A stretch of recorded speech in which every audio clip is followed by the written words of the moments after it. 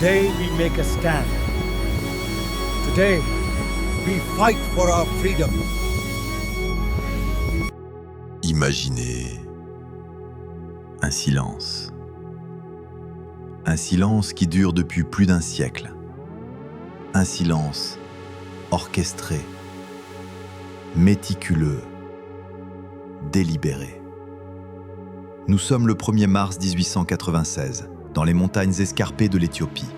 Le soleil se lève à peine sur ce qui va devenir l'une des batailles les plus importantes de l'histoire moderne. Une armée africaine, isolée au cœur des hauts plateaux, s'apprête à affronter l'une des forces militaires les plus redoutables d'Europe. Tout le monde connaît déjà la fin. Du moins, c'est ce qu'il pense. Mais ce matin-là, l'histoire va basculer. Et ce qui va se passer dans ces montagnes va être soigneusement, systématiquement, volontairement effacé des manuels scolaires du monde entier. Pourquoi ? Parce que cette victoire ne change pas seulement le cours d'une guerre. Elle pulvérise un mythe. Elle brise une illusion.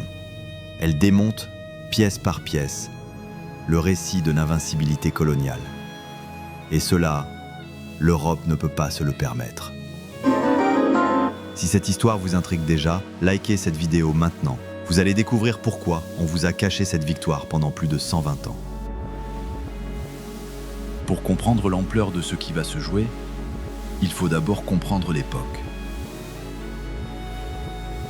Nous sommes à la fin du 19e siècle. L'Europe vit sa période la plus arrogante. Les machines à vapeur sillonnent les océans, les usines crachent leur fumée noire. Et sur les cartes du monde, l'Afrique n'est plus qu'un terrain de jeu. C'est ce qu'on appelle la course à l'Afrique, le Scramble for Africa. En 1884, à Berlin, dans des salons feutrés, des hommes en costume cravate découpent un continent entier. Pas une seule voix africaine n'est invitée à cette table. Pas un seul regard vers les peuples concernés. La France s'empare de l'Ouest, la Grande-Bretagne de l'Est et du Sud. La Belgique arrache le Congo. L'Allemagne grignote ses parts. Et puis, il y a l'Italie. L'Italie, fraîchement unifiée en 1861, arrive en retard au festin colonial. Elle regarde, amère, ses voisins européens s'enrichir sur le dos de l'Afrique. Rome rêve de grandeur. Rome rêve de son empire, comme les Césars d'autrefois. Elle pose déjà ses pions, l'Érythrée, la Somalie.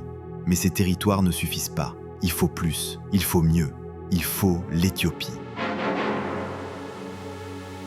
L'Éthiopie, ce pays mystérieux du haut plateau, ce royaume chrétien au cœur de l'Afrique musulmane, cette terre qui n'a jamais, au grand jamais, plié le genou devant un conquérant étranger. À sa tête, un homme, Ménélique II, et pas n'importe quel homme. 1889. Le traité de Wuchal est signé dans une atmosphère apparemment cordiale. Côté éthiopien, un accord d'amitié avec l'Italie, une coopération, un partenariat. Article 17, version amharique, l'empereur d'Éthiopie peut utiliser les services du gouvernement italien pour ses relations avec les autres puissances européennes. Peu, insistance, le mot-clé, c'est peu. Mais côté italien, article 17, version italienne, l'empereur d'Éthiopie consent à se servir du gouvernement italien pour ses relations avec les autres puissances européennes. Consent à se servir. Nuance subtile. Différence monumentale. En italien, l'Éthiopie devient automatiquement un protectorat. Un pays sous tutelle. Une colonie déguisée. Ménélique II découvre la supercherie en 1893. Sa réaction ? Froide, calculée, dévastatrice. Dans une lettre adressée aux puissances européennes, il écrit « L'Éthiopie n'a besoin de personne, elle tend les bras vers Dieu » et il dénonce publiquement le traité. L'Italie se retrouve face à un choix, perdre la face ou faire la guerre. Elle choisit la guerre. Erreur fatale.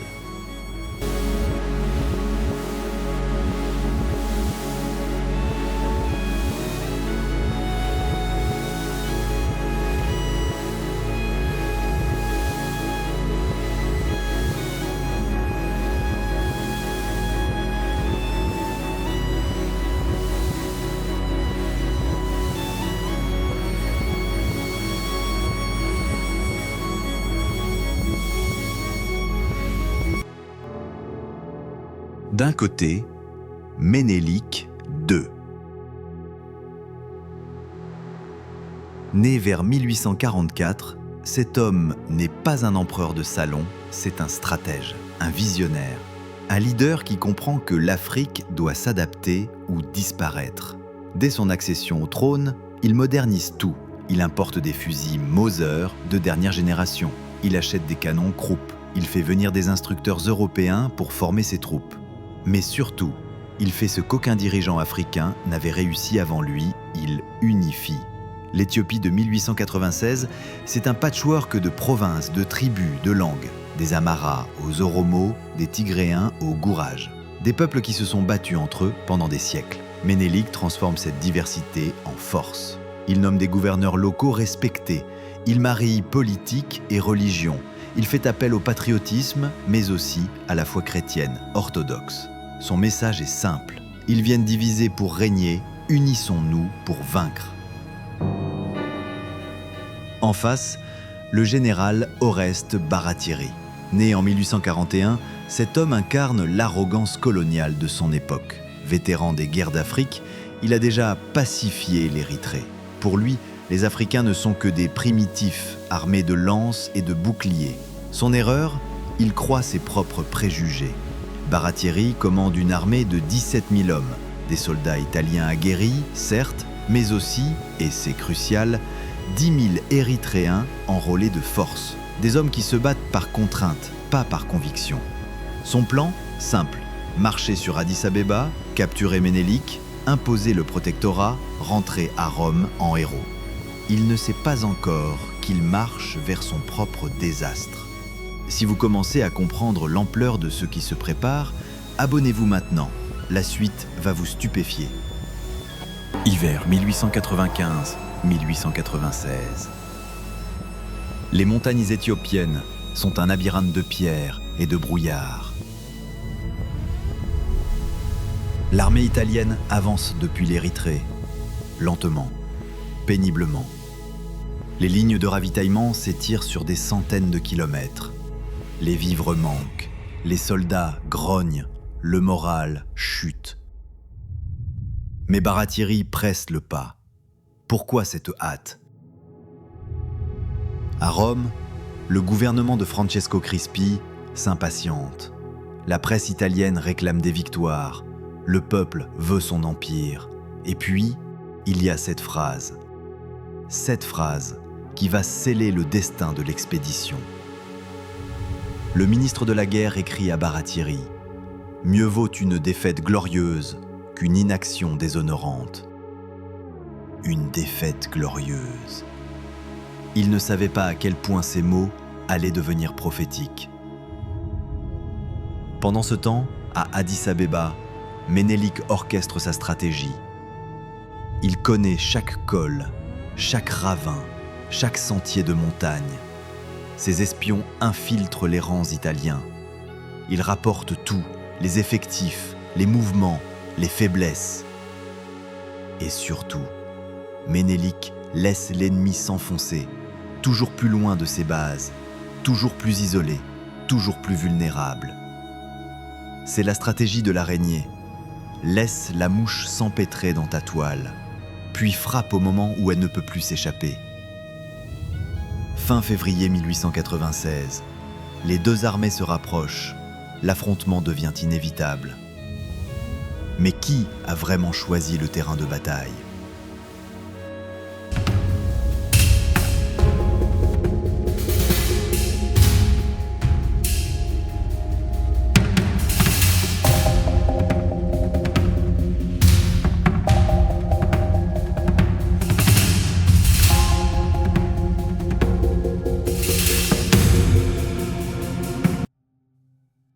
« 1er mars 1896, 4 heures du matin. Les montagnes d'Adoua sont plongées dans l'obscurité. Baratieri lance son attaque de nuit. Son plan ? Diviser ses forces en 3 colonnes, surprendre l'ennemi endormi, écraser la résistance avant le lever du jour. Colonne de droite, le général Alberton avec 4000 hommes. Colonne du centre, le général d'Abormida avec 3000 hommes. Colonne de gauche, le général Arimondi avec 4000 hommes. Mais dans l'obscurité des montagnes éthiopiennes, les trois colonnes se perdent. Alberton croit suivre un sentier qui mène au flanc ennemi. En réalité, il fonce droit dans le cœur de l'armée de Ménélik. Dabormida tourne en rond dans les collines, Arimondi arrive en retard. 6 heures du matin, le soleil perce enfin les nuages. Et ce que découvrent les Italiens, les glaces d'effroi. Ils ne font pas face à quelques milliers de primitifs. Devant eux s'étend une marée humaine, 100 000 guerriers éthiopiens, peut-être plus, des soliers réguliers avec des uniformes, des cavaliers montés sur des chevaux de guerre, des fantassins armés de fusils modernes, et derrière eux, les tambours. Les tambours de guerre éthiopiens commencent leur martèlement. Un rythme hypnotique, terrifiant, qui résonne dans toute la vallée. Un son que les soldats italiens n'oublieront jamais, ceux qui survivront. Ménélik donne l'ordre et l'enfer se déchaîne. Les Éthiopiens déferlent des hauteurs comme une avalanche humaine. Les cris de guerre couvrent le fracas des armes. Les bannières claquent au vent. L'impératrice Taïtu elle-même charge à cheval, sabre au clair.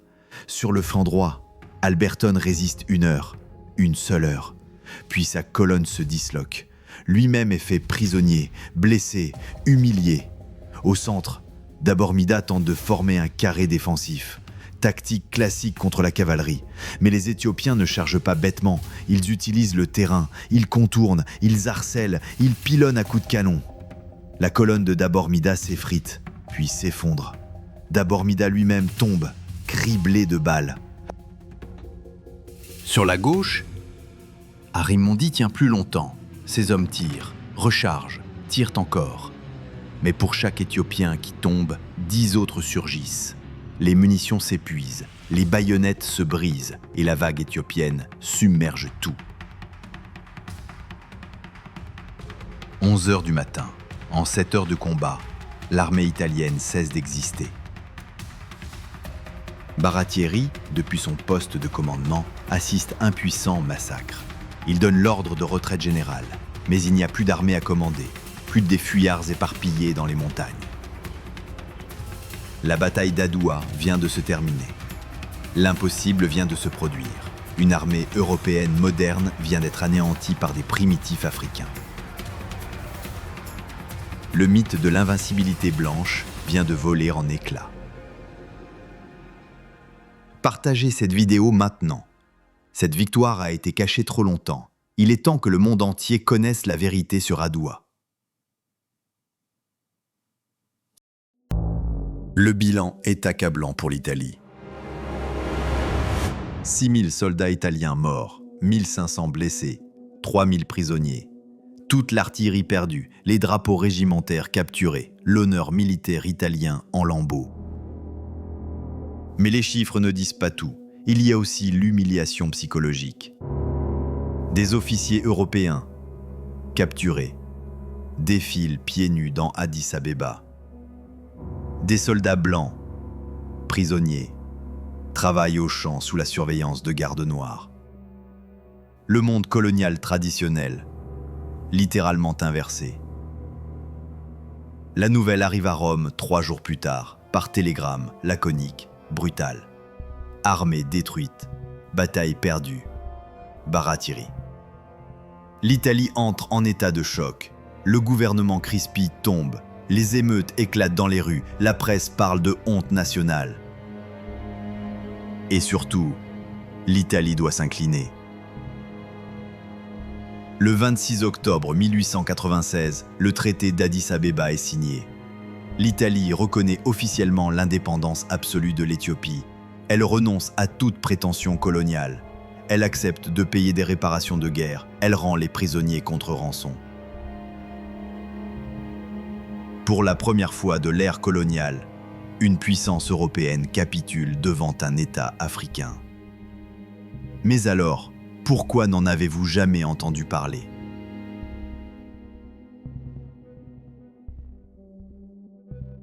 Parce qu'Adoua dérange, profondément, structurellement. En Europe, on minimise l'événement, on parle d'accident. de malchance, de terrain défavorable. Les manuels scolaires français, britanniques, allemands, tous passent Adoua sous silence, ou la mentionnent en une phrase, en note de bas de page, comme un détail sans importance. Pourquoi ce silence organisé ? Parce qu'Adoua brise le récit colonial, ce récit qui justifie la domination européenne par la supériorité civilisationnelle, ce récit qui présente l'Afrique comme un continent d'enfants incapables de se gouverner, ce récit qui légitime l'exploitation par la mission civilisatrice.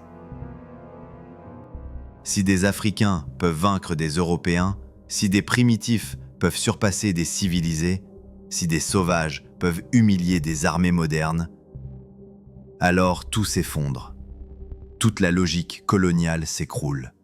Toute la supériorité raciale se révèle pour ce qu'elle est, un mensonge. Et cela, l'Europe ne peut pas se le permettre. Pas quand elle a encore des millions d'Africains à asservir. Pas quand elle a encore des colonies à exploiter. Pas quand elle a encore des consciences à endormir.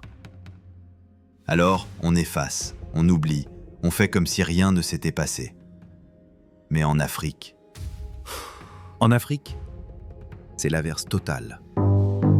Adoua devient un cri, un symbole, une flamme qui se propage de village en village, de royaume en royaume. Du Sénégal au Kenya, de l'Algérie à l'Afrique du Sud, partout on murmure le nom de Ménélik. Partout on raconte la bataille d'Adoua. Partout on comprend le message. C'est possible, nous pouvons vaincre. Marcus Garvey, le leader panafricaniste jamaïcain, écrira plus tard : « Quand l'histoire de l'Afrique sera écrite, Adoua brillera comme l'étoile du matin. » W.E.B. Du Bois, l'intellectuel afro-américain, consacrera des pages entières à cette bataille. Pour lui, Adoua prouve que la race noire n'est inférieure à aucune autre. En Éthiopie même, Ménélik devient plus qu'un empereur. Il devient un mythe vivant, le symbole de l'Afrique libre, la preuve qu'un continent peut résister. Et cette résistance va inspirer les révoltes des Herero en Namibie, la résistance de Samori Touré en Afrique de l'Ouest, les soulèvements Momo au Kenya, les mouvements d'indépendance dans toute l'Afrique. Adoua n'est pas qu'une bataille, c'est le premier domino qui tombe, le début de la fin de l'empire colonial. Mais il faudra encore 60 ans pour que l'Afrique retrouve sa liberté. 60 ans de lutte, 60 ans de sacrifice, 60 ans de mémoire, une mémoire qu'on a voulu effacer. Alors, que nous enseigne Adoua ? D'abord, que l'histoire appartient aux vainqueurs, mais pas toujours. Parfois, la vérité finit par percer. Parfois, les héros oubliés retrouvent leur place. Parfois, les mensonges s'effritent. Ensuite, que la supériorité technologique ne garantit pas la victoire. L'Italie avait des canons, des fusils, des uniformes. Mais Ménélik avait quelque chose de plus fort. L'unité, la détermination, l'intelligence stratégique et surtout la légitimité de celui qui défend sa terre. Enfin, qu'un seul homme peut changer le cours de l'histoire. Ménélik aurait pu céder, accepter le protectorat, vivre confortablement sous tutelle européenne. Mais il a choisi la résistance, il a choisi la dignité, il a choisi la liberté. Et ce choix a inspiré tout un continent. Aujourd'hui, quand vous regardez une carte du monde, quand vous voyez ces 54 drapeaux africains flotter à l'ONU, souvenez-vous d'Adoua, souvenez-vous de Ménélik, souvenez-vous que la liberté n'est jamais donnée, elle se conquiert. Et demandez-vous, combien d'autres batailles ont été effacées ? Combien d'autres héros ont été oubliés ? Combien d'autres victoires dorment dans l'ombre de l'histoire officielle ? Car voyez-vous, l'histoire qu'on vous raconte dans les livres n'est jamais toute l'histoire. Elle n'est que celle que les puissants veulent bien vous laisser connaître. Mais la vérité, elle, finit toujours par triompher, même 126 ans plus tard. Si cette histoire vous a marqué, si vous pensez que cette vérité mérite d'être connue, alors agissez maintenant. Likez cette vidéo pour soutenir les histoires oubliées. Partagez-la pour que d'autres découvrent la vérité sur Adoa. Abonnez-vous pour découvrir d'autres batailles effacées de l'histoire. Et dites-moi en commentaire, quelle autre victoire africaine aimeriez-vous que je vous révèle ? Car l'histoire de l'Afrique ne fait que commencer à être racontée. À bientôt pour une nouvelle vérité cachée.